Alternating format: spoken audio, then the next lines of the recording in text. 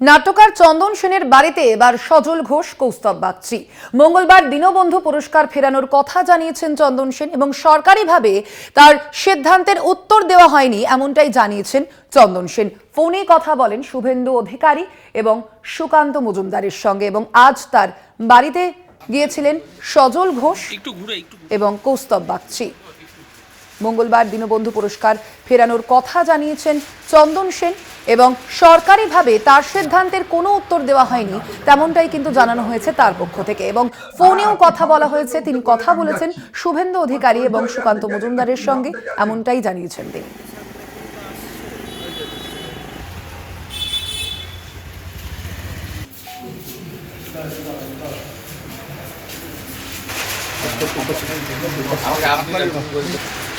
একটু ঘুরে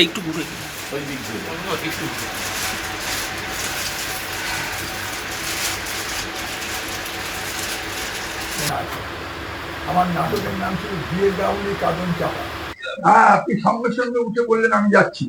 আমার পরিচয় জানতে চাইলেন না, শুধু নামটা জানলেন। রাজনৈতিক দলের পক্ষ থেকে আসি। সরকারের এই যে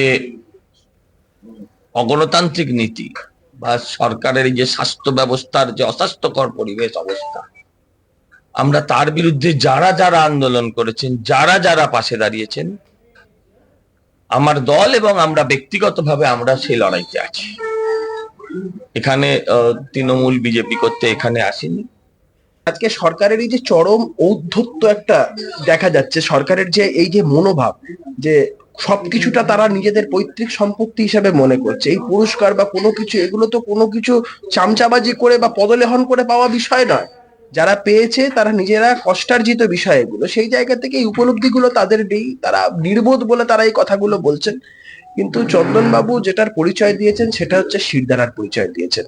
বাঙালি হিসাবে, ব্যারাকপুরবাসী হিসাবে আপামর সকল বাঙালিদের, আজকে চন্দনবাবু সকল বাঙালিদের যে প্রতিবাদী সত্তা, সেই প্রতিবাদী সত্তার প্রতীক হয়ে থাকলেন।